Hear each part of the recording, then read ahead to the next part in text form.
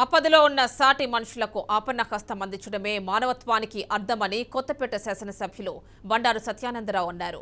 విజయవాడ వరద బాధితులకు అందించేందుకు యువ నాయకులు బండారు సంజీవ్ ఆధ్వర్యంలో నిత్యావసర వస్తువులను అంబేద్కర్ కోనసీమ జిల్లా రావులపొలం క్యాంప్ కార్యాలయం నుంచి విజయవాడకు పంపించారు. వరద బాధితులకు అండగా ఉంటామని ఎమ్మెల్యే అన్నారు.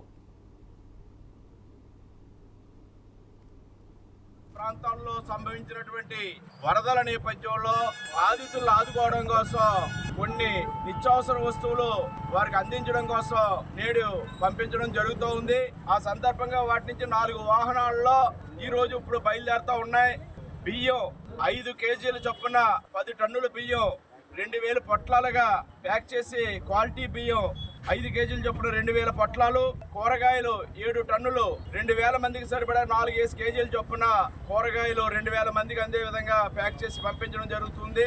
అదేవిధంగా వాటర్ బాటిల్స్ ఒక 10,000 వాటర్ బాటిల్స్, వాటర్ ప్యాకెట్లు ఒక 20,000 వాటర్ ప్యాకెట్లు, పాలు ఒక 2,000 ప్యాకెట్స్, సుమారుగా ఒక 10 లక్షల రూపాయలు విలువైనటువంటి వస్తువులు ఈనాడు కొత్తపేట నియోజకవర్గ దాతలు రైస్ మిల్లర్స్ అసోసియేషన్ వారు, ఇటుకబట్టీల అసోసియేషన్ చుక్కల ఆలమూరు వారు, మడికి కూరగాయల మార్కెట్ వారు వీరందరి యొక్క సహాయ సహకారాలతో నేడు ఇవి వారికి అందివ్వడానికి